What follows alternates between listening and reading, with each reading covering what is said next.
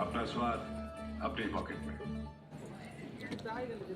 सनातन आस्था के 4 धामों, अनेक शक्तिपीठों और भूमि उत्तराखंड, जहां आस्था प्रधानमंत्री श्री नरेंद्र मोदी ने उत्तराखंड आने वाले प्रत्येक श्रद्धालु से 5 आग्रह किए हैं। पहला आग्रह है स्वच्छता का। तीर्थयात्री पवित्र धामों और नदियों को स्वच्छ बाईच्या मनाची खोली मोजू नको बाबा,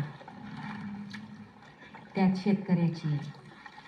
खोरी कितीही खोलात गेला तरी उगवून येतो तोच शेतकरी.